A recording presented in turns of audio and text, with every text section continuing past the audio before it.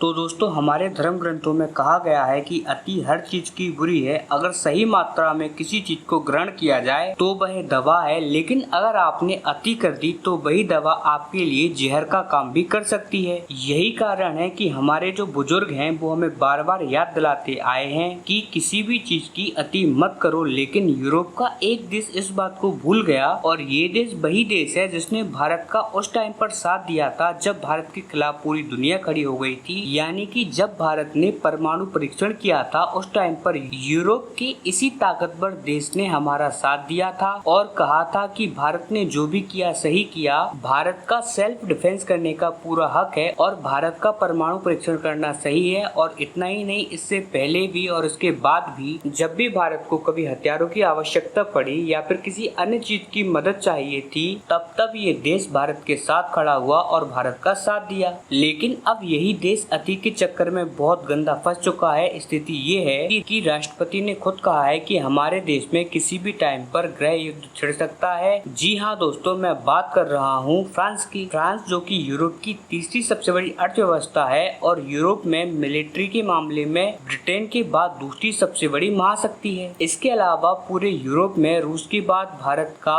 सबसे बड़ा मित्र देश के तौर पर गिना जाता है और हाल ही में भारत के साथ इनके संबंध बहुत ही ज्यादा गहरे हुए हैं। लेकिन अब यही देश फ्रांस एक बहुत ही गहरे संकट में घिर चुका है और ये संकट है विचारों का। नहीं समझे, चलिए मैं आपको बताता हूँ। तो दरअसल दोस्तों इनकी सोसाइटी, इनके समाज में इस लेवल का बंटवारा हुआ है जो कि आज से पहले कभी नहीं देखा गया। दरअसल इस टाइम पर फ्रांस के राष्ट्रपति हैं इमैनुअल मैक्रोन, जो कि सेंट्रल नेता माने जाते हैं। यानी कि ना तो वो लेफ्ट विंग की साइड है ना ही राइट विंग की साइड, वो सेंट्रलिस्ट नेता है और इसीलिए लगातार 2 बार वो बहुत ही अच्छे मतों से जीतकर आए भी हैं। लेकिन हाल ही में यूरोपीय यूनियन के सांसदों के चुनाव हुए और उसके अंदर फ्रांस के लोगों ने भी हिस्सा लिया और फ्रांस के साइड से जो प्रतिनिधि चुनकर यूरोपीय संसद में गए वो ज्यादातर राइट विंग के थे। जी हाँ दोस्तों, यानी कि फ्रांस की जनता ने ज्यादातर राइट विंग के लोगों को चुना और समर्थन दिया। लेकिन ये ऐसे राइट विंग नहीं है जैसे कि भारत में है। ये लोग बहुत ही एक्सट्रीम लेवल के राइट विंग के लोग हैं। यानी कि ये लोग गोरी चमड़ी को बहुत ही ज्यादा सुप्रीम मानते हैं और इनके अलावा जो भी है वो सब के सब जानवर हैं इनके अनुसार। और ऐसे ही लोग ज्यादातर फ्रांस से चुनकर गए हैं यूरोपीय यूनियन की संसद में। और ये सिर्फ फ्रांस के लिए नहीं, पूरी दुनिया के लिए खतरे की घंटी है, क्योंकि लास्ट टाइम ऐसा यूरोप में हिटलर के टाइम पर हुआ था 1934 के बाद। और यही खतरा है इमैनुअल मैक्रोन को। उन्होंने कहा है हमें इससे खतरा नहीं है कि राइट विंग के लोग ज्यादा चुनकर जा रहे हैं, चाहे फिर वो यूरोपीय यूनियन की संसद हो या फिर फ्रांस की संसद हो। खतरा इस बात से है कि हमारे देश में जहाँ 40% लोग अति राइट विंग वाले हैं, वहीं 30% लोग ऐसे भी हैं जो कि फार लेफ्ट, यानी कि ऐसे लोग जो लोग अति वामपंथी हैं। ऐसे में अगर ये लोग चुनकर ज्यादा जाएंगे तो अति वामपंथी लोग इनको स्वीकार नहीं करेंगे, जिससे कि दोनों में लड़ाई झगड़ा होगा और ऐसा होना स्टार्ट भी हो चुका है। इस समय फ्रांस के अंदर जो संसद के चुनाव हैं वो जारी हैं। दरअसल वहाँ पर राष्ट्रपति के चुनाव अलग से होते हैं, वहाँ पर सांसदों के चुनाव अलग से होते हैं। और इस टाइम पर फ्रांस में चुनाव के दौरान दोनों पक्षों में जबरदस्त झड़प हो रही है। यानी कि लोग एक दूसरे को देखने के लिए रेडी है ही नहीं और यही कारण है कि फ्रांस के चुनाव में जबरदस्त झगड़ा हो रहा है। और फ्रांस के राष्ट्रपति को चिंता है कि चुनाव संपन्न होने के बाद इन दोनों धड़ों में और भी ज्यादा लड़ाई हो सकती है और इससे फ्रांस के अंदर एक गृह युद्ध भी छिड़ सकता है। और यकीन मानिए, अगर फ्रांस में ऐसा होता है तो ये भारत के लिए बहुत ही ज्यादा बुरी खतरे की घंटी है,